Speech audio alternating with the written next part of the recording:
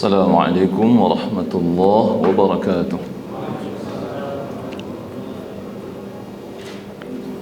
الحمد لله الذي أرسل رسوله بالهدى ودين الحق ليظهره على الدين كله وكفى بالله شهيدا. أشهد أن لا إله إلا الله وحده لا شريك له وأشهد أن محمدا عبده ورسوله. يا أيها الذين آمنوا اتقوا الله حق تقاته ولا تموتن إلا وأنتم مسلمون.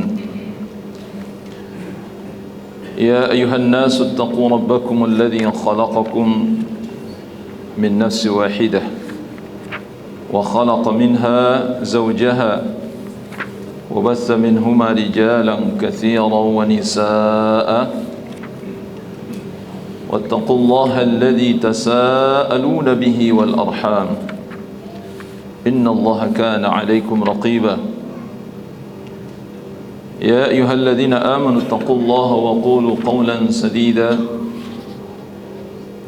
يصلح لكم أعمالكم ويغفر لكم ذنوبكم ومن يطع الله ورسوله فقد فاز فوزا عظيما. أما بعد فإن أحسن الكلام كلام الله وأحسن الهدى هدى محمد صلى الله عليه وسلم وشر الأمور محدثاتها وكل محدثة بدعة وكل بدعة ضلالة وكل ضلالة في النار. Alhamdulillah, kita bersyukur kehadirat Allah Subhanahu wa taala atas nikmat yang Allah berikan kepada kita. Utamanya malam ini kita kembali diberi nikmat istimewa oleh Allah Subhanahu wa taala, yakni kita dimudahkan untuk melaksanakan kewajiban kita sebagai seorang hamba, menunaikan salat fardu maghrib. Kemudian kita juga dimudahkan oleh Allah Subhanahu wa taala melaksanakan tatawwu', ya, salat-salat sunnah. Kemudian lebih dari itu Allah taala berkenan memudahkan kita untuk duduk sesaat di majlis ini.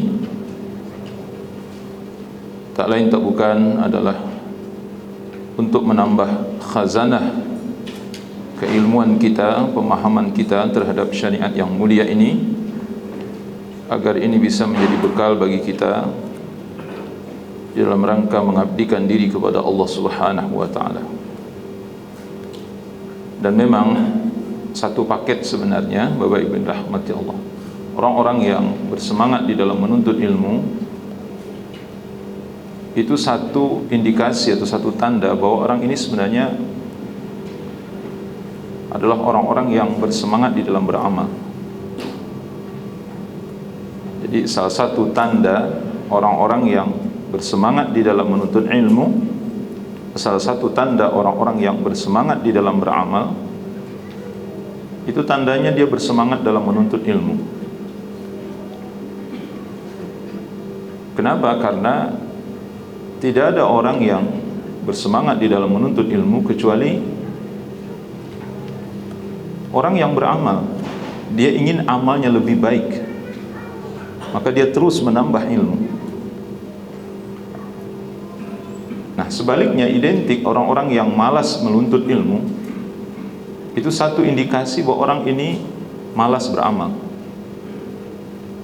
Jadi gampang saja sebenarnya, Bapak Ibu. Itu kalau ada orang malas sekali menuntut ilmu, tidak pernah hadir di majlis ilmu, tidak pernah senang mendengarkan ilmu, ishadu, saksikanlah bahwa orang ini sebenarnya minim amal dan malas beramal sebenarnya. Oleh karena itu orang yang paling mencintai ilmu adalah para ulama, karena mereka orang yang paling banyak amalnya, paling banyak ilmunya. Buat apa orang menuntut ilmu kalau tidak untuk diamalkan? Meski ada kasus ya sebenarnya, ya Allah sebutkan di dalam Al-Quran taubahnya seperti orang-orang Yahudi misalnya. Itu mereka mempelajari kitab, tapi bukan untuk diamalkan, untuk membodoh-bodohi orang.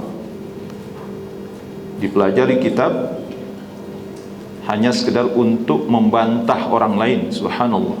Makanya kita tidak boleh menuntut ilmu kalau tujuannya untuk apa? Untuk membantah orang, itu nggak boleh itu sebenarnya. Orang menuntut ilmu tujuannya untuk apa? Untuk diamalkan. Ini penting, menghilangkan kebodohan dari diri kita, kemudian untuk diamalkan dan untuk diajarkan kepada orang lain, dan menghilangkan kebodohan dari diri orang lain. Itu tujuannya. Tapi memang ada orang menuntut ilmu itu tujuannya bukan untuk diamalkan, supaya nanti dia bisa membantah orang, supaya dikatakan dia orang berilmu, untuk mendebat orang. Ini tipe orang-orang Yahudi seperti ini. Mereka memahami kitab itu hanya untuk membodoh-bodohi umat Islam yang mungkin tingkat kadar keilmuan mereka masih rendah. Dan itu terjadi di zaman Rasulullah SAW. Dan mereka keliru, ya. Sebagian para sahabat itu tidak bisa dibodoh-bodohi oleh mereka, apalagi Rasulullah SAW. Mereka katakan bahwa ajaran agama kami seperti ini, ajaran Taurat begini. Kata Rasulullah SAW, kalian telah berbohong. Apa yang kalian sampaikan itu adalah satu kebohongan. Jadi artinya mereka kadang-kadang menyampaikan sesuatu bukan murni isi kitab. Karena kalau murni dari Taurat itu yang disampaikan, itu nggak jauh-jauh beda dari Al-Quran yang diturunkan oleh Allah Subhanahu wa Ta'ala. Oleh karena itu banyak kedustaan yang mereka sampaikan sebenarnya. Tapi karena orang yang dihadapi inilah orang-orang bodoh, ya sudah, mereka mati kutu, ya, bahasanya nggak bisa jawab gitu maksudnya. Apalagi mereka mengatakan ini Taurat mengatakan begini, ya sudah. Orang-orang Arab pada umumnya, makanya mereka itu kan disebut oleh orang-orang Yahudi orang-orang bodoh. Orang-orang Arab Madinah itu, dan memang bodoh ya, sebelum datang Islam itu mereka bodoh, nggak tahu apa-apa, dan dibodoh-bodohi oleh orang-orang Yahudi. Tapi setelah Rasulullah SAW datang mengajarkan Islam, nah giliran orang Yahudi itu yang mati kutu sebenarnya. Rasulullah SAW bongkar kedok mereka. Dan kita berlindung kepada Allah, Bapak Ibu rahimah. Jangan sampai menuntut ilmu tujuannya untuk apa? Hanya sekedar untuk pamer ilmu, untuk mendebat orang, mempermalukan orang, supaya dikatakan kita berilmu. Subhanallah, maksudnya. Dan niatkanlah di dalam hati menuntut ilmu untuk menghilangkan atau mengangkatkan kebodohan dari diri kita dan untuk kita amalkan, dan mengangkatkan kebodohan dari saudara kita sesama muslim dan mengajak mereka untuk mengamalkan ilmu. Itu tujuan paling utama dari menuntut ilmu. Oleh karena itu seperti kita katakan, orang yang paling bersemangat menuntut ilmu adalah orang yang beramal. Dan orang yang paling malas menuntut ilmu adalah orang yang tidak beramal atau yang minim amal. Silakan Bapak Ibu uji ya, apa yang saya katakan itu. Itu semacam rumus itu. Makanya orang-orang yang minim amal, yang malas beramal, itu bagaimanapun kita ngajak menuntut ilmu kadang-kadang capek kita ngajak, nggak dipedulikan sama mereka, karena mereka nggak butuh dengan ilmu. Untuk apa? Untuk apa orang tidak beramal menuntut ilmu? Kan nggak ada gunanya secara logikal. Bapak Ibu rahmati Allah Subhanahu wa Ta'ala. Oleh karena itu Bapak Ibu rahmati, mohonlah kepada Allah akan taufiknya supaya kita dimudahkan untuk beramal saleh. Setiap ilmu yang kita dapatkan kita berusaha untuk mengamalkan, walaupun mungkin amalan kita dan ilmu kita tidaklah seperti para ulama, atau mungkin seperberapanya dari para ulama, tapi paling tidak yang sedikit yang kita tuntut ini mudah-mudahan kita diberi kemudahan oleh Allah untuk beramal di atas. Bapak Ibu rahmati Allah Subhanahu wa Ta'ala. Pada malam ini kita akan melanjutkan masih tema Dararudz dzunubi wal ma'asi. Madarat atau mudarat yang ditimbulkan oleh dosa dan maksiat. Jadi kita baru membahas beberapa hadis Nabi sallallahu alaihi wasallam, dan malam ini saya ingin melanjutkan pembahasan tentang mudarat atau dampak negatif yang ditimbulkan oleh perbuatan dosa dan maksiat yang dilakukan oleh manusia. Apakah itu dosa yang ditimbulkan dari pribadi atau dosa yang ditimbulkan secara kolektif? Jadi ada dosa pribadi, ada dosa kolektif. Bapak Ibu rahmati Allah Subhanahu wa taala. Dan malam ini mudah-mudahan kita bisa membaca hadis-hadis dan asar-asar yang dikemukakan oleh Imam Ibn Qayyim rahimahullahu taala. Ya, paling tidak ini sangat banyak sekali, Pak. Jadi saya tidak perlu terlalu banyak menguraikan, tapi membacakan saja.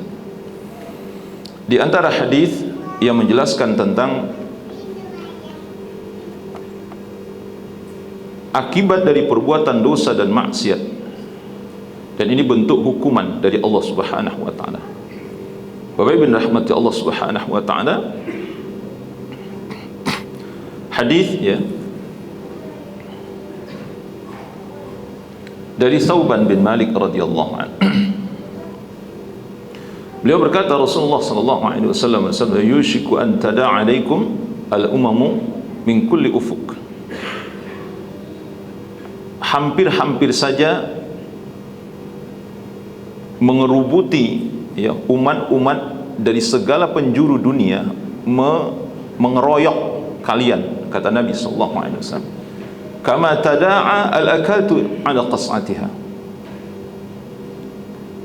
Tak ubahnya seperti orang-orang yang lapar mengerubuti makanan. Jadi ada hidangan dikerubuti oleh orang-orang yang lapar. Apa yang terjadi? Ya habis. Qulna ya Rasulullah, kami bertanya, ya Rasulullah, amin qillatin bina yawma idzin. Jadi ada beberapa matan, Pak. Hal min qillatin nahnu yawma idzin. Dalam riwayat yang lain disebutkan, tapi maknanya sama. Amin qillatin bina nahnu, amin qillatin bina yawma idzin. Apakah pada saat itu kami jumlahnya sedikit? Ya Rasulullah, apakah jumlah kami sedikit? Nah, ini pertanyaan sahabat. Jawab Nabi, antum yawma idzin katsir. Kata Nabi, jumlah kalian pada saat itu banyak. Walakinnakum ghusaa'un ka ghusaa'is sail. Tetapi jumlah kalian yang banyak itu tak ubahnya seperti as-sail. Sail itu adalah buih atau busa yang mengalir. Busa, Bapak Ibu rahmatullah, tidak perlu saya jelaskan, busa yang berada di air. Dia terombang-ambing, kemana angin niup dia pergi ke sana, tiba angin lagi pergi ke sini lagi. Nah, itu as-sail. Ya, ghusaa'us sail. Ya. Tunza'ul mahabatu min qulubi aduwikum. Kata Nabi sallallahu alaihi wasallam, dicabut rasa takut di dalam hati musuh-musuhmu. Wa yuj'alu fi qulubikumul wahan. Dan ditanamkan ke dalam hati kalian penyakit wahan. Sahabat bertanya, qalu wa mal wahan? Apa penyakit wahan itu, wahai Rasulullah? Jawab Nabi, hubbud dunya wa karahatul maut, atau wa karahiyatul maut. Kata Nabi, penyakit wahan itu adalah penyakit cinta kepada dunia dan takut mati. Bapak Ibu rahmati Allah Subhanahu wa taala, ini hadis Nabi sallallahu alaihi wasallam. Nah, kira-kira apa dosa yang di dalam hadis ini disebutkan oleh Nabi sallallahu alaihi wasallam? Apa dosanya nih, Pak? Saya ulangi. Kata Nabi, hampir-hampir saja seluruh bangsa yang ada di dunia ini mengeroyok kalian. Tak ubahnya seperti orang-orang yang lapar mengeroyok hidangan di meja. Sahabat bertanya, ya Rasulullah, apakah jumlah kami sedikit pada saat itu? Kata Nabi, tidak, jumlah kalian banyak. Kan dibayangkan oleh sahabat, mungkin jumlah kita sedikit pada saat itu, maka kita dikeroyok oleh orang, gitu maksudnya. Kata Nabi tidak. Bal antum yawma idzin katsir. Jumlah kalian pada saat itu banyak, kata Nabi sallallahu alaihi wasallam.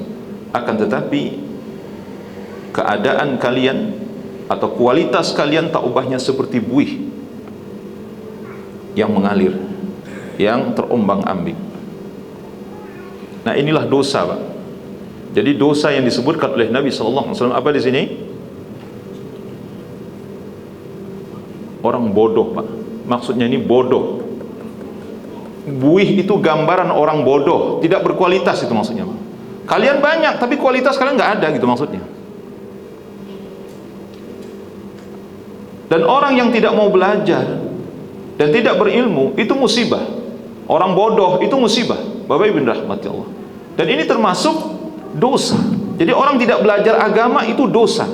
Itu maksiat. Makanya Nabi tegaskan talabul ilmi fardhatun ala kulli muslim. Menuntut ilmu hukumnya wajib bagi setiap muslim. Itu bukan sunnah. Dan setiap mukmin wajib mengetahui akan hal itu, bahwa menuntut ilmu itu hukumnya wajib, bukan sunnah. Makanya belajar agama ini, bagaimana wudhu yang benar, bagaimana membaca Al-Quran yang benar, bagaimana wudhu yang benar, bagaimana mandi wajib yang benar, bagaimana tayamum yang benar, bagaimana salat yang benar. Itu bukan sunnah, wajib hukumnya, fardhu ain. Jadi semua amal ibadah yang Allah perintahkan kepada kita untuk dilakukan, maka wajib kita mengilmuinya. Hukumnya wajib menuntut ilmu tentang ibadah-ibadah tersebut. Berzikir yang benar, ya, berinfak yang benar, itu harus ada ilmunya. Kita harus berilmu tentang hal itu. Dan Nabi SAW sebutkan, ini dosa apa yang disebutnya? Nabi gambarkan, walakinnakum ghutha'un ka ghutha'is sayl. Kalian banyak, kata Nabi, tapi kualitas kalian rendah. Kalian bodoh. Itu mungkin Nabi tidak sebut bodoh ya di sini ya. Tapi maknanya itu. Nah, lihatlah Bapak Ibu rahmati Allah Subhanahu wa taala. Coba Bapak Ibu berikan penilaian secara jujur. Jujur, Pak, jujur. Umat Islam sekarang ini dalam level mana dari segi pengetahuan terhadap agama? Kira-kira termasuk orang-orang yang berilmu atau orang yang tidak berilmu? Secara umum ya. Saya kira Bapak Ibu sepakat menjawab. Rata-rata umat Islam tidak paham dengan agamanya. Inilah yang membuat kita tidak dihargai. Oleh karena itu kata Nabi sallallahu alaihi wasallam, wala yanza'anna Allahu min qulubi aduikumul mahabata minkum. Allah cabut rasa takut dari hati musuh-musuhmu. Benar enggak musuh-musuh Islam sekarang? Ada enggak rasa takutnya terhadap kita umat Islam? Enggak ada rasa takut, Pak. Tidak ada rasa takut sedikit. Orang-orang di luar Islam, musuh-musuh Islam, baik itu yang ada di dalam Islam sendiri maupun di luar Islam, mereka kalau mau melakukan apa, ya dilakukan saja. Tidak ada sedikit pun penghargaan terhadap kita. Jadi musuh-musuh Islam betul-betul sudah tidak ada rasa takut sedikit pun dalam hati mereka. Beda, Pak, dengan dulu. Kata Nabi SAW, dulu di zaman Rasul dan para sahabat itu, musuh-musuh Allah 1 bulan sebelum terjadi peperangan, Pak, itu sudah Allah tanamkan rasa takut dalam hati mereka. Berkecamuk rasa takut, galau, takut, cemas, itu 1 bulan sebelum peperangan terjadi. Makanya ketika terjadi peperangan itu, ya mereka sangat mudah untuk dikalahkan. Karena Allah sudah memberikan pertolongan dengan memasukkan, Allah masukkan rasa takut ke dalam hati mereka 1 bulan sebelum terjadi peperangan. Nah, kalau sekarang Bapak Ibu rahmati Allah, coba perhatikan. Memang betul-betul, Pak, orang-orang kafir itu, mereka nggak butuh senjata, tidak butuh orang banyak. Sendirian aja melempar Al-Quran, kemudian membakar Al-Quran, menendang Al-Quran, dia sendirian aja, Pak. Nggak ada rasa takut. Kalau dulu kan nggak ada orang kafir berani sendiri-sendiri, itu nggak ada yang berani, Pak. Pasti mereka satu pasukan ya, atau bergerombol ingin merusak Islam, menghabisi Islam. Kalau sekarang tidak. Jadi pribadi-pribadi aja. Kalau mau bakar Islam, mau menghina Islam, mau menghina Allah, menghina Rasulullah sallallahu alaihi wasallam, mereka tidak ada rasa takut dalam hati mereka. Bapak Ibu rahmati Allah. Nah, ini salah satu bentuk hukuman yang Allah berikan kepada kita, umat Islam. Kita tidak dihargai, kehormatan diri kita diinjak-injak. Wa yuj'alu fi qulubikumul wahan. Hukuman yang kedua, kata Allah Subhanahu wa taala, Allah tanamkan ke dalam hati kalian penyakit wahan. Jadi ini hukuman, Mbak. Aqalu wa mal wahan ya Rasulullah. Ya Rasulullah, wa mal wahan. Sahabat bertanya, apa penyakit wahan itu? Kata Nabi sallallahu alaihi wasallam, hubbud dunya wa karahiyatul maut. Nah, inilah yang terlihat pada diri umat Islam hari ini. Bapak Ibu rahmatullah. Jadi memang sebahagian dari kita, atau mungkin sebahagian besar dari umat Islam, tidak bisa diingkari memang betul-betul penyakit hubbud dunya, cinta kepada dunia itu betul telah menggerogoti hati kita. Kemudian pada saat yang sama, wa karahatul maut atau wa karahiyatul maut, takut akan kematian, tidak suka dengan kematian. Jadi pengennya menikmati dunia, merasakan bahwa kehidupan dunia ini adalah segala-galanya. Itu efek dari hubbud dunya sebenarnya. Jadi orang hubbud dunya, maka dia benci kepada kematian, dia tidak suka dengan kematian itu.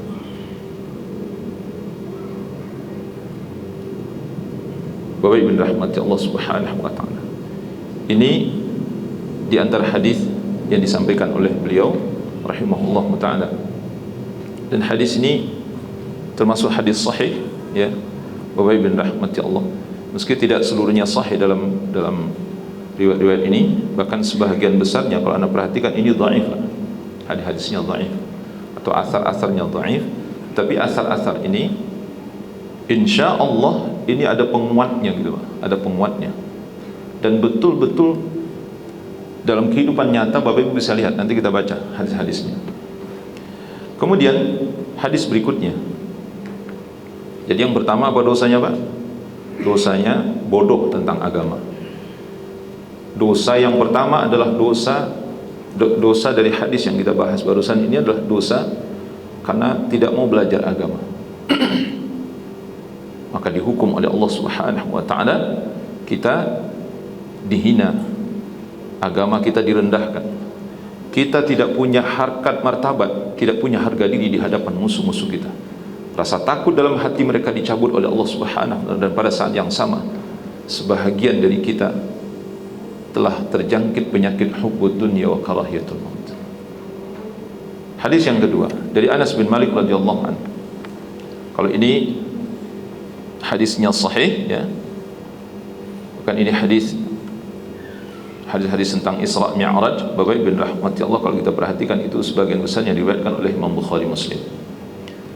Anas bin Malik radhiyallahu anhu menjelaskan Rasulullah sallallahu alaihi wasallam bersabda, lamma urija bi marartu biqaumin lahum adfarun min nuhasin yakhmishuna biha wujuhahum wa sudurahum. Kata Nabi sallallahu alaihi wasallam, tatkala aku dimi'rajkan oleh Allah Subhanahu wa taala, maka aku melewati satu kaum yang mereka memiliki kuku dari tembaga, min nuhas, yakhmishuna biha wujuhahum wa sudurahum. Mereka mencakar wajah-wajah mereka dan dada-dada mereka. Aku bertanya kepada Jibril, man haula'i ya Jibril? Ini orang ini siapa ini wahai Jibril? Jibril menjawab, haula'i alladhina ya'kuluna luhuman nas. Mereka ini adalah pemakan daging manusia. Siapa itu, Pak? Pemakan daging manusia siapa? Kanibal. Ya. Pemakan daging manusia. Wa yaqauna fi a'radihim. Merobek-robek kehormatan mereka. Mereka merobek-robek kehormatannya, memakan daging mereka dan merobek-robek kehormatan mereka. Apa maksudnya nih, Pak? Makan daging ini apa maksudnya nih? Ghibah, Pak. Jadi dosa yang disebutkan oleh Nabi di sini apa dosanya? Dosa ghibah. Kira-kira ghibah banyak enggak sekarang, Pak? Allahu Akbar. La haula wa la quwata illa billah. La ilaha illallah wahdahu la syarikalah. Betul-betul mengerikan, Pak. Ghibah terjadi hari ini. Bahkan mungkin ghibah ini juga terjadi pada diri kita, pada keluarga kita. Setiap hari tidak ada hari tanpa ghibah. Itu terjadi. Nah, kemudian pada saat yang sama kalau ghibah terjadi, itu artinya dia telah merobek, telah merusak, telah menodai kehormatan orang yang dighibah tersebut. Apa hukumannya kata Nabi SAW? Nanti dimasukkan ke dalam neraka dan Allah kasih kuku dari tembaga, dia akan mencakar wajahnya sehingga terkelupas seluruh kulit wajahnya ini dan dada-dadanya, kemudian disembuhkan kembali, diutuhkan kembali oleh Allah Subhanahu wa taala, kemudian dicakar kembali wajahnya. Begitu seterusnya. Karena nanti hukuman dalam neraka itu kan model begitu, Pak. Dipecahkan kepalanya kata Nabi SAW, kemudian tidak lama setelah itu Allah utuhkan kembali kepalanya, kemudian dipecahkan lagi kembali, begitu seterusnya.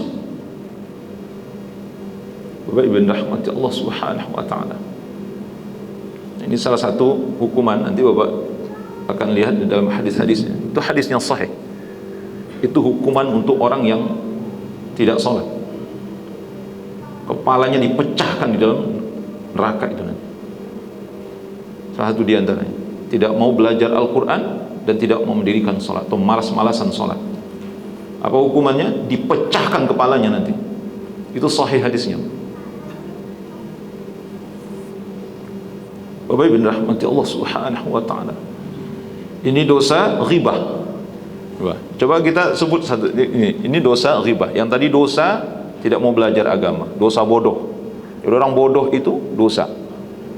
Seseorang yang bodoh tidak mau belajar agama itu dosa. Sekali lagi saya katakan, Pak, dosa itu.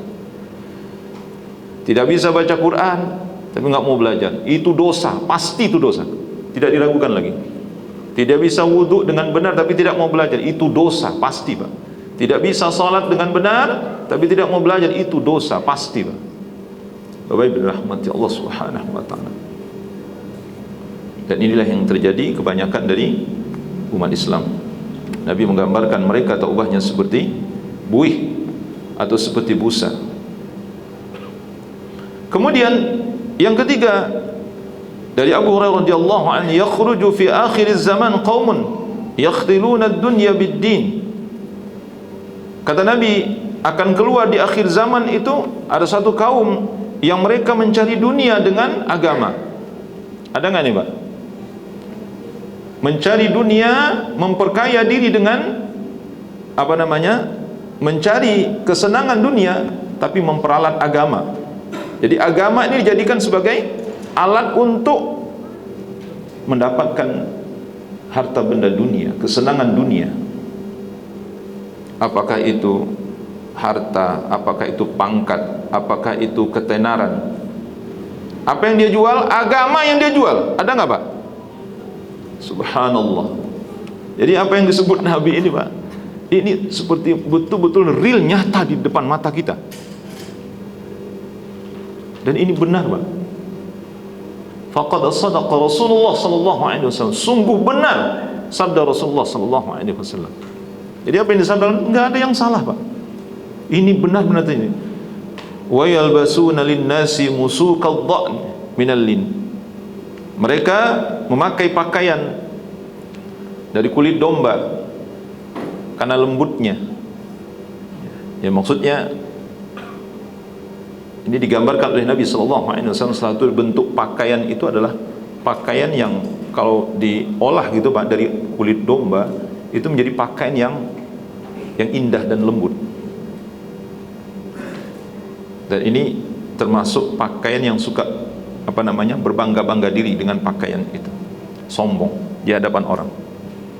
Alsinatuhum ahla minas sukkar. Kata Nabi SAW, lidah-lidah mereka lebih manis daripada gula. Ini apa nih maksudnya? Ya tahu banyak orang munafik nih. Biasanya orang-orang munafik, lidahnya lebih manis daripada gula, kata Nabi SAW. Ya, suka bermanis lidah. Bapak Ibu rahmati Allah Subhanahu wa taala. Pokoknya kalau dia ngomong terpukau orang dibuatnya. Wa minan nasi may yu'jibuka qawluhu fil hayatid dunya wa yashhadullaha ala ma fi qalbihi wa huwa aladul khisam. Dan surah Al-Baqarah disebutkan oleh Allah. Dan di antara manusia ada yang membuat kalian terpukau kalau dia berbicara. Jadi kalau dia berbicara gitu Pak, dengan retorikanya, dengan susunan kata-katanya, dengan apa keahliannya di mimbar, sehingga terpukau orang dibuatnya. Itu Allah sebutkan, yu'jibuka qawluhu fil hayatid dunya, kata-katanya membuat engkau terpukau. Wa yushhidullaha ala ma fi qalbi wa huwa aladul khisam. Bahkan mereka tidak segan-segan menyebut-nyebut nama Allah untuk meyakinkan orang. Bahkan mungkin bersumpah, wallahi, wallahi. Bapak Ibu rahmati Allah, ini apa yang saya lakukan adalah untuk kepentingan kita bersama, padahal untuk kepentingan dirinya. Dia menjual agama ini untuk kepentingan dirinya, supaya dia dapat pangkat jabatan, supaya dia terkenal, supaya dia dapat harta. Subhanallah, maha suci Allah. Bapak Ibu rahmati Allah, Bapak Ibu rahmati Allah. Wa qulubuhum qulubudz dhi'ab, hatinya hati serigala, kata Nabi SAW. Ini manusia berhati serigala, wujudnya wujud manusia. Dalam hadis yang lain kata Nabi SAW, kalian akan dipimpin oleh orang yang wujudnya wujud manusia tapi hatinya hati iblis, setan. Qulubuhum qulubus syayatin, hati mereka hati setan, kata Nabi SAW. Itu sahih hadisnya dari sahabat Huzaifah radhiyallahu anhu. Nah, Nabi sebutkan di sini hatinya hati serigala, kata Nabi sallallahu alaihi wasallam. Jadi wujudnya domba tapi hatinya serigala. Yaqulullahu ta'ala, yaqulullahu azza wa jalla, Allah berfirman, abiya yaghtarun, apakah mereka bermaksud ingin menipuku? Wa alayya yajtari'un, apakah mereka bermaksud ingin mengelabuiku, mengecohku? Fabi halaftu, demi diriku kata Allah, aku bersumpah, la ba'athanna ala ulaik fi'atan fitnatan tad'ul halima fiha hayran. Kata Nabi SAW, sungguh aku akan mengutus kepada orang-orang ini satu fitnah. Apa bentuknya? Tad'ul halima fiha hayran, orang-orang halim, orang-orang lembut, orang-orang yang, maksudnya orang-orang baik Pak, orang-orang baik. Atau mungkin kalau di kalangan kita ya, para ulama-ulama kita yang hanif, yang lurus akidahnya, lurus ibadahnya, lurus akhlak dan muamalahnya ya, ini masuk dalam kategori halim. Atau mungkin jamaah kita kaum muslimin yang memiliki akidah yang lurus, ibadah yang baik, yang benar, akhlak yang mulia, muamalah yang baik misalnya. Apa kata Nabi SAW? Allah akan utus ke tengah-tengah mereka ada satu fitnah, yakni orang-orang baik itu akan berada dalam kebingungan. Bapak Ibu rahmati Allah, coba saya mau tanya nih Pak, saya mau tanya, ini real ya, Bapak Ibu bingung nggak memikirkan keadaan yang terjadi hari ini? Bingung nggak kira-kira tuh? Kadang-kadang kok nggak masuk akal gitu maksudnya. Kok bisa terjadi begini gitu? Ya nggak? Tapi kalau orang-orang zalim, para pendosa, orang-orang munafik, orang fasik, orang musyrik Pak, mereka nggak bingung Pak. Mereka nggak ada bingungnya gitu. Mereka menikmati keadaan ini karena mereka bagian dari fitnah ini sebenarnya. Nah, kita yang mungkin tidak terkena fitnah, kita masih diselamatkan oleh Allah dari fitnah ini, makanya kita bingung, kok bisa begini ya? Kok bisa terjadi begini ya? Kok ada orang model begini ya gitu? Kok bisa serigala atau hatinya jelas-jelas tidak baik sebenarnya? Kok bisa orang begini menyampaikan agama, dipercaya di tengah-tengah masyarakat. Jadi ingatkan dengan hadis apa nama? Hadis Ruwaibidah. Bapak Ibu pernah dengar hadis tentang Ruwaibidah? Nah ini tak jauh beda Pak sebenarnya. Jadi kita, kata Nabi, akan datang suatu saat nanti di mana tahun-tahun itu tahun yang membingungkan. Tahun-tahun di mana tidak menentu, penuh penipuan dan keculasan, kedustaan. Itu akan terjadi di tengah-tengah kalian, kata Nabi sallallahu alaihi wasallam. Di mana pada saat itu, sebelum azan Pak, sebentar, saya minta waktu sedikit.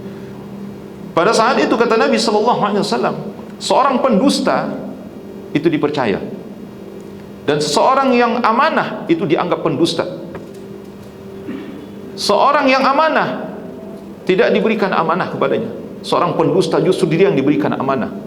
Dan pada saat itu kata Nabi, yang vokal di hadapan orang banyak itu adalah Ruwaibidah. Sahabat bertanya, "Ya Rasulullah, Ruwaibidah ini siapa?"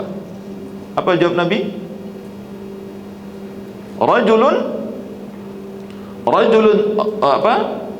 Rajulun at-tafi, ya. Rajul at-tafi, seorang laki-laki yang bodoh, kata Nabi sallallahu alaihi wasallam. Yatakallamu fi amril ammah. Orang bodoh tapi urusan orang banyak. Bodoh tapi dipercaya untuk ngurusin urusan publik orang banyak. Ini udah ketemu apa belum, Pak? Allahu Akbarnya. Dan hadis yang saya bacakan terakhir ini, Pak, itu hadis disahihkan, dihasankan oleh para ulama. Dan hadis ini rata-rata diriwayatkan oleh Imam Ahmad bin Hanbal. Wa bin rahmati Allah Subhanahu wa taala. 3 hadis yang kita bacakan, nanti ba'da insya kita sambung lagi. Banyak sekali hadisnya, Pak. Ya, tapi ya kalau Bapak Ibu sabar, insyaallah bisa kita bacakan seluruhnya dan kita akan mendapatkan pelajaran yang sangat banyak dari hadis ini. Sallallahu ala nabiyina Muhammad wa ala alihi washabbihi wasallam. Assalamualaikum warahmatullahi wabarakatuh. Alhamdulillah wassalatu wassalamu ala Rasulillah wa ala alihi washabbihi wa mawalah ma ba'd. Kaum muslimin, Bapak Ibu rahmati Allah Subhanahu wa taala. Hadis yang ketiga yang kita bacakan tadi, ini dosa maksiatnya itu adalah ulah orang-orang munafik. Jadi kaum yang dimaksud oleh Nabi sallallahu alaihi wasallam adalah orang-orang munafik yang memanfaatkan agama untuk mendapatkan kesenangan dunia. Orang-orang munafik. Jadi kalau orang-orang munafik mereka menisbatkan diri kepada agama, tidak ada untuk kemaslahatan itu. Bapak Ibu rahmati, saya ulangi, orang-orang munafik kalau mereka menisbatkan diri kepada agama, tidak ada untuk kemaslahatan itu, pasti madarat yang timbul. Jadi kalau bicara tentang agama, maka yang lahir adalah kerusakan-kerusakan. Orang-orang munafik berbicara tentang agama itu hanya kamuflase, topeng. Sebenarnya tujuan mereka adalah untuk mendapatkan kesenangan dunia. Na'udzubillah min dzalik. Maka hukuman yang Allah berikan ke tengah-tengah kita adalah bentuk kebingungan, ya. Kebingungan bagi orang-orang yang baik, orang-orang saleh, orang-orang yang masih menjaga keimanan mereka. Bapak Ibu rahmati Allah Subhanahu wa taala. Kita sudah gambarkan tadi ada hadis tentang Ruwaibidah, ya. Itu tahun-tahun di mana saat itu terjadi banyak kedustaan, penipuan, ketidakmenentuan, sehingga orang betul-betul bingung, Pak. Bingung. Kok bisa pengkhianat dikasih amanah? Orang-orang jujur, orang-orang yang amanah justru nggak dikasih amanah. Orang-orang yang amanah itu dituduh pendusta. Para pendusta, para munafik, orang-orang munafik itu dianggap amanah. Itu kan bingung, Pak. Bingung atau tidak? Ya bingung gitu. Kok bisa gitu? Tapi itu sudah disampaikan oleh Nabi sallallahu alaihi wasallam. Nabi sudah sampaikan itu. Ini akan terjadi, kata Nabi sallallahu alaihi wasallam. Nah, apa hukumannya pada saat itu? Urusan kalian dipegang oleh orang-orang bodoh. Itu hukumannya, Pak. urusan kalian dipegang oleh orang-orang bodoh. Saya nggak perlu mengulang pertanyaan ini kepada Bapak Ibu rahmati Allah, tapi kita jawab saja dalam hati kita masing-masing. Disebutkan oleh Imam Ibnu Abi Dunya dari hadis Ja'far bin Muhammad, dari ayahnya, dari kakeknya, Ali radhiyallahu an berkata, ya'ti 'alan nasi zamanun la yabqa minal Islam illa ismuh. Kata Ali radhiyallahu an, tidak tersisa dari Islam ini kecuali hanya namanya saja. Jadi Islam itu cuma buat disebut-sebut aja. Tidak ada lagi yang tidak membicarakan tentang tauhid, tidak ada yang membicarakan tentang ibadah, tidak lagi membicarakan tentang akhlak dan muamalah, hukum halal haram, sudah enggak ada. Islam itu cuma untuk disebut namanya aja. Agama kamu apa? Islam. Ya, wah ini muslim semua nih, muslim Pak. Wala minal Qur'an illa rasmuh. Tak tersisa dari Al-Quran itu kecuali hanya tulisan saja. Maksudnya apa? Orang sudah meninggalkan membaca Al-Quran, mentadaburi Al-Quran, mempelajari Al-Quran, mempelajari isi kandungan. Sudah tidak ada lagi. Al-Quran itu cuma buat pajangan doang. Berapa banyaknya kaum muslimin hari ini Al-Quran dibeli tapi tidak dibaca. Kemudian masajiduhum yawma idzin 'amiratun. Masjid-masjid mereka pada saat itu, kata Ali radhiyallahu anhu, itu megah. Masjidnya megah-megah, bagus-bagus. Masjid-masjid kita bagus atau tidak, Pak? Bagus. Wa hiya kharabun minal huda, tetapi sunyi, sepi dari petunjuk. Sunyi atau sepi dari orang-orang yang mengisinya, dari orang yang beramal di dalamnya. Sunyi dari orang-orang yang mendapatkan petunjuk mengisi masjid itu. Ya kalaupun mungkin ada isinya, itu kebanyakan orang-orang nggak berilmu, orang-orang tidak dapat petunjuk, mungkin dipenuhi oleh orang-orang yang menyimpang. Banyak dari mereka yang ke masjid tapi amalan mereka menyimpang. Wa hiya kharab minal huda, kosong dari petunjuk.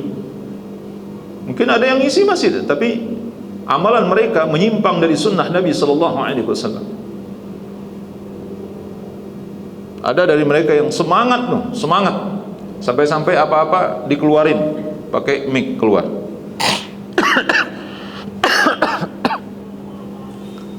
Saking apanya? Saking semangatnya beribadah. Ketika ditanyakan, Pak, kenapa mic ini dikeluarin? Ganggu kami juga mau zikir, mau sholat. Oh ya, supaya ini katanya, supaya syiarnya keluar. Jadi mereka alasannya syiar, Pak. Ini satu contoh saja misalnya. Kita di komplek, Pak, di komplek saya itu, kita sholat itu paling belakangan. Karena setelah azan kita 10 menit ya, azan itu rata-rata 10 menit. Kita belum mulai sholat, itu masih di sekeliling kita itu sudah sholat. Kita baru rakaat pertama itu, Pak, mereka sudah selesai sholat. Nah hampir seluruh masjid yang ada di sekeliling kita itu pakai mic keras keluar gitu. Itu sangat mengganggu kalau kita sedang sholat gitu. Ini saya ngasih contoh saja, Pak, ngasih contoh gitu, maksudnya itu saking semangatnya beribadah gitu, sampai-sampai apapun bentuk ibadah itu harus diperdengarkan kepada orang banyak. Sekedar catatan saja, saya ingatkan bahwa Bapak yang menjadi pengurus masjid, sekali lagi, jangan mengganggu orang lain kecuali dengan suara azan dan iqamah. Iqamah pun ada khilaf di kalangan para ulama. Iqamah, ada ulama mengatakan tidak boleh dikeluarkan, sebagian ulama mengatakan boleh dikeluarkan. Tapi yang azan itu pasti tidak ada khilaf, itu boleh dikeluarkan. Apapun yang terjadi harus dikeluarkan azan, Pak. Termasuk pemerintah melarang sekalipun, jangan dipedulikan. Itu maksiat. La ta'ah li makhluk fi maksiatil khaliq. Itu keluarkan aja azan, Pak. Dikerasin aja nggak apa-apa. Azan. Ini perintah Allah dan Rasulnya sallallahu alaihi wasallam. Tapi yang lain-lain tidak disuruh untuk mengeluarkannya. Ceramah seperti ini, makanya saya selalu mengimbau Bapak Ibu, ini suara ceramah ini nggak usah keluar, Pak. Nggak ada gunanya. Akan menjadi fitnah nanti. Apalagi orang-orang yang hatinya berpenyakit gitu. Ini ceramah kita dipotong-potong gitu, Pak. nanti disebarin untuk memfitnah kita. Karena sampai hari ini saya meyakini Pak, orang yang tidak datang ke majelis ini, dia nggak ada niat untuk mendengarkan ceramah. Jadi jangan dikira kalau suara ini dikeluarkan itu, ini saudara kita yang ada di rumah mendengarkan ceramah. Wallahi demi Allah saya katakan mereka nggak akan dengar ceramah Pak. Mereka sibuk dengan urusan mereka, dengan istri mereka, dengan anak mereka, dengan makan minum mereka, dengan TV mereka, dengan HP mereka, dengan urusan mereka. Bohong kalau mereka dengar ceramah dari rumah itu. Mereka nggak usah dikeluarkan, dan ini mengganggu Pak. Apalagi mungkin di sekeliling kita ini ada orang-orang non muslim. Hargai mereka Pak. Itu hak mereka. Betul Pak. Dalam hal ini saya ingatkan teman-teman, ente yang nggak perlu dikeluarkan jangan dikeluarkan. Karena syariat yang dikeluarkan cuma azan saja, azan dan iqamah. Selebihnya nggak usah dikeluarin suaranya. Bapak Ibu rahmati Allah Subhanahu wa taala. Ini satu contoh. Satu contoh saja. Kemudian hadis dari Samak bin Harab bin Abdurrahman bin Abdullah bin Mas'ud an Abi قال إذا ظهر الزنا والربا في قرية أذن الله عز وجل بهلاكها. Kalau zina dan riba telah nyata di satu negeri, di satu kampung, maka pasti Allah mengizinkan kebinasaan untuk negeri itu. Ini jelas ini Pak, zina dan riba. Ya, silakan Bapak Ibu rahmati Allah Subhanahu wa taala, perhatikan apa yang terjadi di negeri ini. Riba itu menjadi makanan harian kita, masih riba. Bank-bank konvensional itu sarang riba. Bapak Ibu rahmati Allah Subhanahu wa taala. Karena ini tidak perlu disembunyikan lagi. Tidak perlu disembunyikan gitu maksudnya. Itu sebahagian besar umat Islam masih berinteraksi dengan riba. Nah, kalau zina, wallahu a'lam ya. Tapi yang jelas zina itu pasti ada ya tempat yang dilokalisir, diorganisir, dikawal, ada. Bahkan berita terbaru itu, kita lihat ada membuat rumah produksi zina, la ilaha illallah. Nah, merinding Pak rasanya. Allahu Akbar. Benar-benar Bapak Ibu rahmati Allah Subhanahu wa taala. Nah, ini hadis berikutnya. Tapi afwan, ini ada yang kita lewatkan tadi. Ulama'uhum syarrun min tahta adimis sama. Ini kelanjutan dari perkataan Ali tadi Pak. Setelah mengatakan bahwa rumah-rumah Allah atau masjid-masjid mereka itu megah tetapi kosong dari petunjuk. Ulama'uhum syarrun min tahta adimis sama. Ulama mereka adalah manusia paling buruk, paling jahat yang pernah ada di bawah kolong langit ini, kata Nabi SAW. Jadi ulama-ulama di tengah-tengah mereka, orang-orang yang menuntun mereka kepada agama ini adalah manusia-manusia bejat yang mereka sebenarnya tidak pantas disebut ulama. Di bawah bimbingan mereka masyarakat menjadi rusak, umat Islam menjadi rusak, akidah mereka rusak, ibadah mereka rusak, akhlak mereka rusak, muamalah mereka rusak. Dibolak-balik. Yang tauhid menjadi syirik, sunnah menjadi bid'ah, bid'ah menjadi sunnah. Yang baik menjadi buruk, yang benar menjadi salah. Pokoknya udah bolak-balik Pak. Kenapa? Ini ulama usuk, ulama jahat. Du'atun ila abwabi jahannam. Dan hadis yang sahih dari Imam dari Huzaifah radhiyallahu anhu. Kata Nabi SAW, ada saat di mana nanti du'atun ila abwabi jahannam. Ada dai-dai yang mengajak kalian masuk ke dalam neraka jahannam. Na'udzubillah min dzalik. Wa ibn rahmatnya. Nah, ini dia nih manusianya. Manusia-manusia jahat sebenarnya, tapi kedoknya menjadi ulama, menjadi ustaz, menjadi kiai, menjadi pembimbing, penuntun agama di tengah-tengah masyarakat. minhum kharajatil fitnah, dari mereka keluarnya fitnah, wa fihim ta'ud, dan kepada mereka lah kembali fitnah itu. Bapak Ibu rahmati Allah Subhanahu wa taala. Kemudian kata beliau, min marasilil hasan idza azhara an-nasu al-ilma wa dayya'u al-amal wa tahabbu bil alsun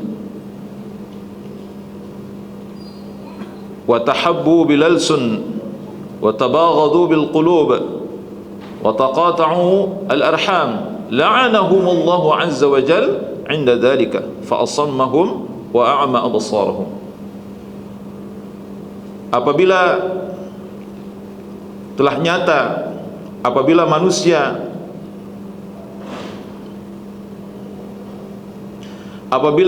menyatakan ilmu tetapi menyia-nyiakan amal. Jadi maksudnya begini, Bapak Ibu rahmatullah. Jadi akan ditemukan itu ya, seperti yang kita sampaikan di awal. Ada orang yang terlihat mereka sibuk dengan ilmu gitu, Pak. Sibuk dengan aktivitas ilmu. Ya, saya tidak perlu sebutkan gitu institusinya mana gitu, Pak. Jadi ada sebuah institusi misalnya, ini institusi Islam. Terlihat di sana itu mengkader, membentuk sarjana-sarjana Islam, sarjana-sarjana yang menguasai ilmu-ilmu agama.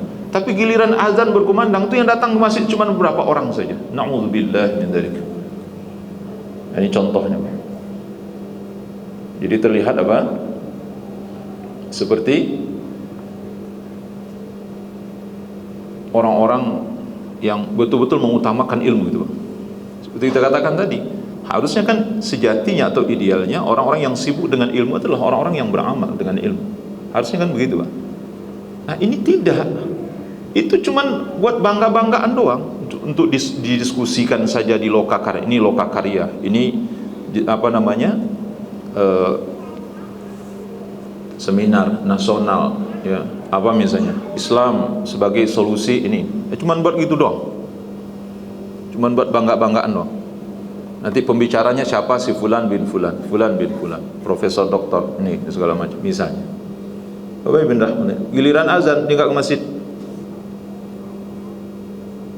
Giliran azan nggak ke masjid, Pak. Nggak tahu salatnya di mana. Bapak Ibu rahmati Allah Subhanahu wa taala. Jadi seperti terlihat mereka ini adalah ahli ilmu. Harusnya kan ahli amal, ahlul ilm, ahlul amal. Ya, harusnya begitu. Itu sejatinya, Pak. Kalau dia ahli ilmu harusnya dia ahli amal gitu, Pak. Mengamalkan ilmunya itu sejati. Tapi di dalam riwayat ini disebutkan ada orang yang menyatakan ilmu, menampakkan ilmu, tetapi mereka menyia-nyiakan amal.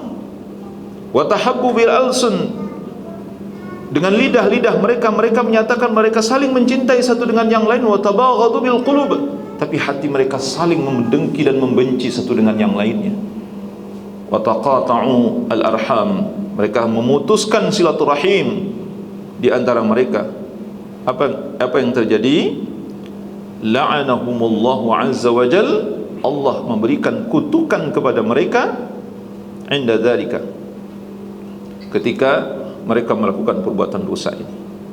Fa asammahum wa a'ma absarahum, mereka ditulikan oleh Allah Subhanahu wa taala dan mereka dibutakan oleh Allah Subhanahu wa taala. Bapak Ibu rahmati Allah Subhanahu wa taala.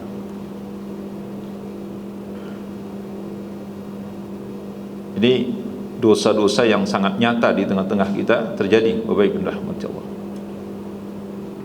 Nah, semoga kita tidak seperti ini, Pak. Kita belajar betul-betul untuk kita amalkan. Nah, sehingga benar-benar ilmu itu akan membawa kebaikan pada diri kita. Jangan sampai ilmu menambah keburukan. Semakin belajar semakin jelek, semakin belajar semakin bertambah keburukan. Wal'iyadzubillah. Kita berlindung kepada Allah. Kita tambahkan satu riwayat lagi, Pak. Ini agak sedikit panjang dan Bapak Ibu akan lihat nanti ya di sini. Ini di antara hukuman yang diberikan oleh Allah Subhanahu wa taala betul-betul terjadi. Betul-betul terjadi. Imam Ibnu Majah dalam kitab Sunannya meriwayatkan dari hadis Abdullah bin Ibnu Umar bin Khattab radhiyallahu anhuma. Beliau berkata, kuntu asharati rahtin, aku adalah satu dari 10 orang minal muhajirin inda Rasulillah sallallahu alaihi wasallam. Aku adalah satu dari 10 orang dari sahabat-sahabat muhajirin yang berada di sisi Nabi sallallahu alaihi wasallam. Fa aqbala alaina Rasulullah sallallahu alaihi wasallam wajhi. Nabi menghadapkan wajahnya kepada kami dan beliau bersabda, ya ma'syaral muhajirin, wahai orang-orang muhajirin, wahai golongan muhajirin. Ini masyru' Pak ya. Jadi nama kelompok yang ada di dalam Al-Quran dan Sunnah yang disyariatkan itu hanya muhajirin dan ansar saja. Jadi kalau dikatakan nanti bahwa di dalam Al-Quran dan Sunnah Nabi tidak ada kelompok-kelompokan, ini kelompok yang masyru' Pak namanya. Al-Quran dan Sunnah mengatakan itu. Al-Quran dan Sunnah berulang-ulang kali dalam Al-Quran disebutkan muhajirin oleh Allah dan ansar.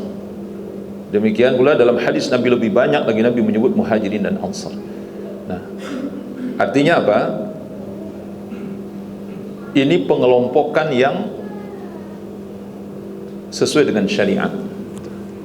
Tapi belakangan kita nggak boleh lagi membuat kelompok-kelompok sebenarnya, apalagi berbangga-bangga diri dengan kelompok kita. Dan Allah sudah mensinyalir itu dalam Al-Quran, kullu hizbin bima ladaihim farihun.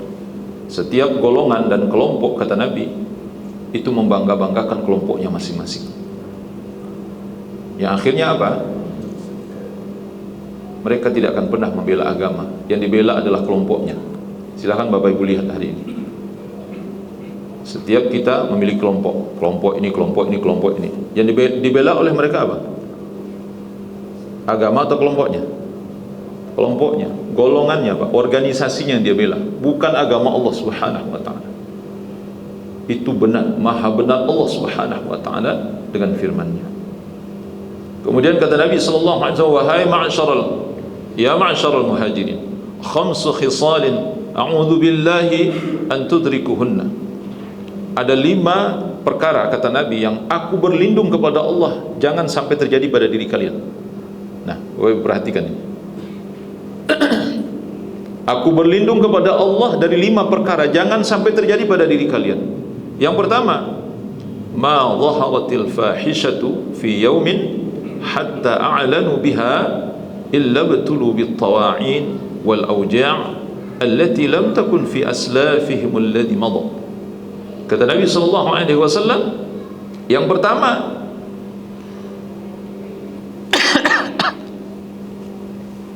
tidaklah merata perbuatan keji, maksudnya zina dalam hal ini. Tidaklah nyata terjadi perbuatan keji di tengah-tengah satu kaum sampai-sampai mereka mengumumkan, siapa yang mau berzina, ini kalau mau berzina pergi kemari. Ya, sampai-sampai mereka membolehkan perbuatan zina itu. Jadi maksudnya sudah tidak lagi menjadi sesuatu yang tabu, sesuatu yang dilarang.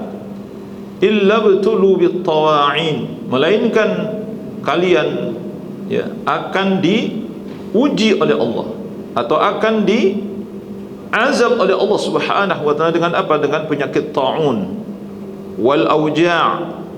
Auja' ya adalah berbagai macam penyakit allati lam takun fi aslafihim alladhi madha, yang tidak pernah terjadi pada orang-orang terdahulu.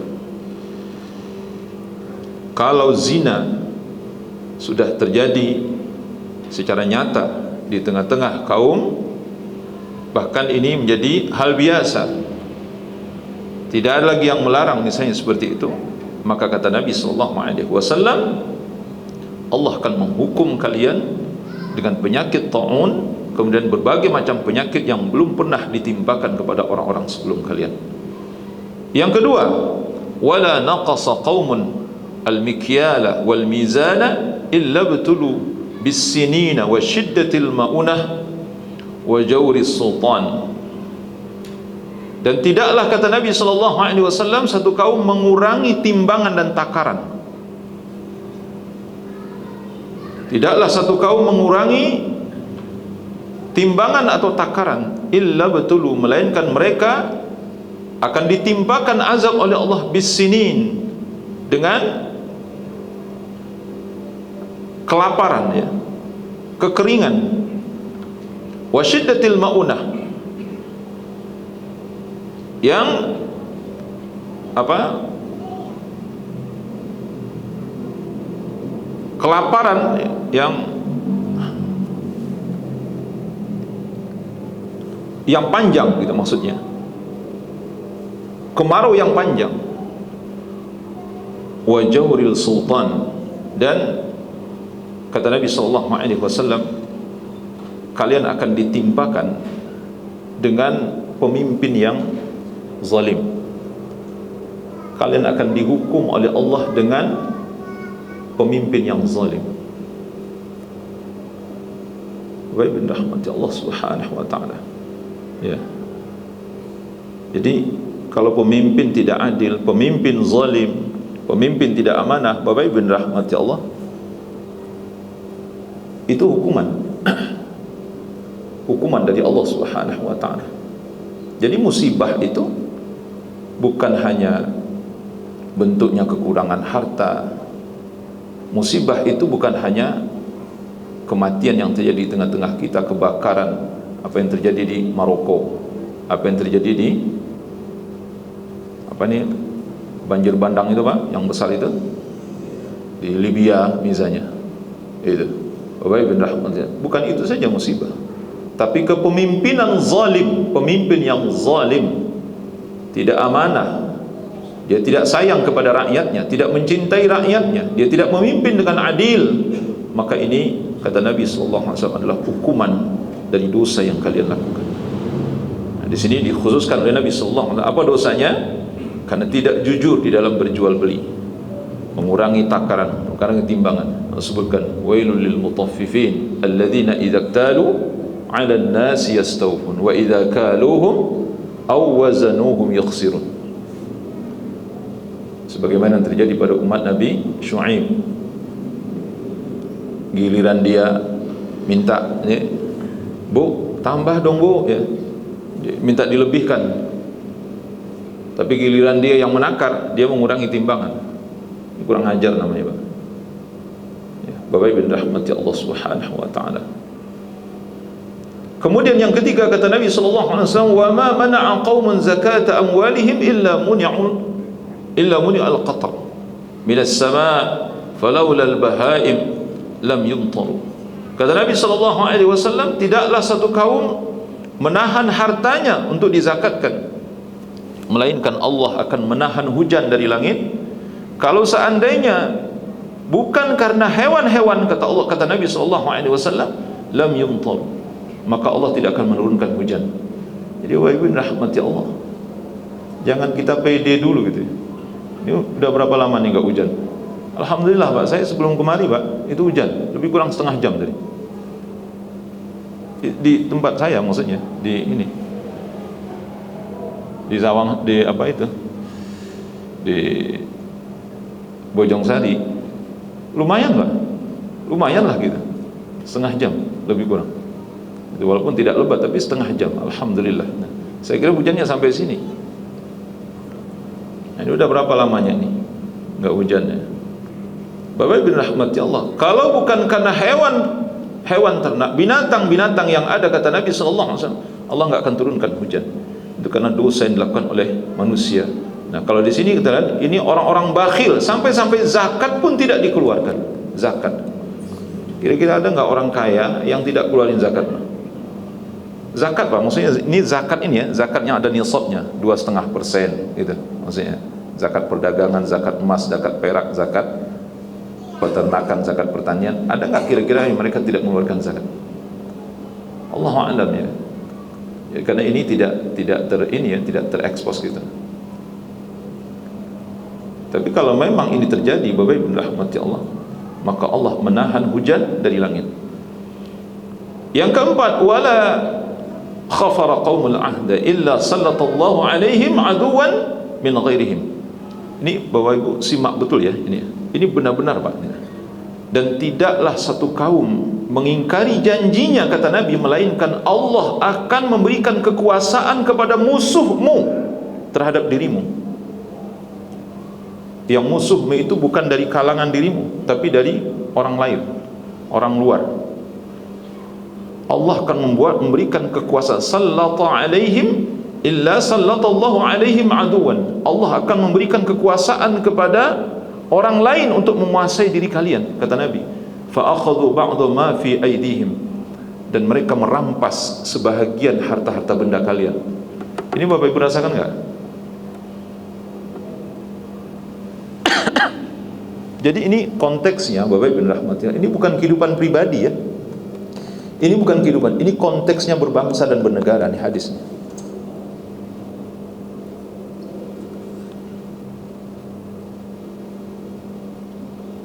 Kok bisa yang punya rumah kok jadi tamu?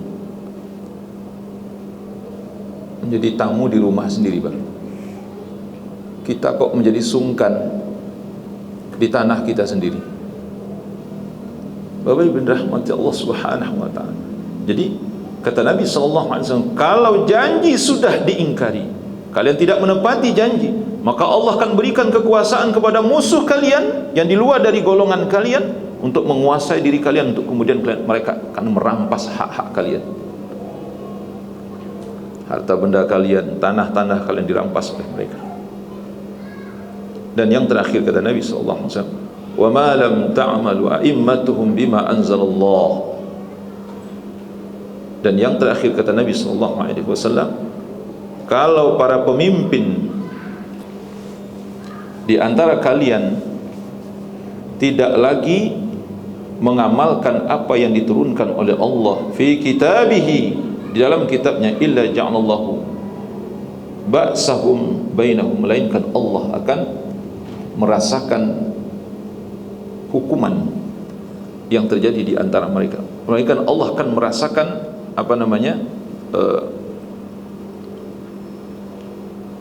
menjadikan satu dengan yang lain itu menjadi ini Pak, menjadi bermusuhan. Jadi satu dengan yang lainnya itu nanti kita akan gontok-gontokan, saling menyakiti satu dengan yang lainnya. Bapak Ibu rahmati Allah Subhanahu wa taala. Nah, hadis ini ya dinilai hasan ya oleh para ulama. Hadis ini nilai hasan bisanadin hasan. Bahkan Syekh Al-Albani rahimahullah ta'ala ini menyebutkan dalam kitab As-Sahihah. Bapak Ibu rahmati Allah Subhanahu wa ta'ala. Nah, inilah beberapa perkara dosa dan maksiat berikut dengan hukuman atau uqubah dari dosa dan maksiat yang dilakukan oleh manusia. Kalau ini terjadi misalnya pada diri kita atau pada negara kita ini, berarti memang apa yang disebutkan oleh Nabi SAW ini benar-benar hak, dan kita harus introspeksi diri, bertobat kepada Allah Subhanahu wa taala agar Allah Subhanahu wa taala tidak lagi menghukum kita. Bapak Ibu rahmati Allah Subhanahu wa taala. Ini beberapa bentuk ya dararul ma'asi wadz-dzunub, mudarat yang ditimbulkan dari perbuatan maksiat dan dosa. Wallahu a'lam bishawab. Saya silakan Bapak Ibu, mungkin ada pertanyaan, beberapa pertanyaan. Saya silakan.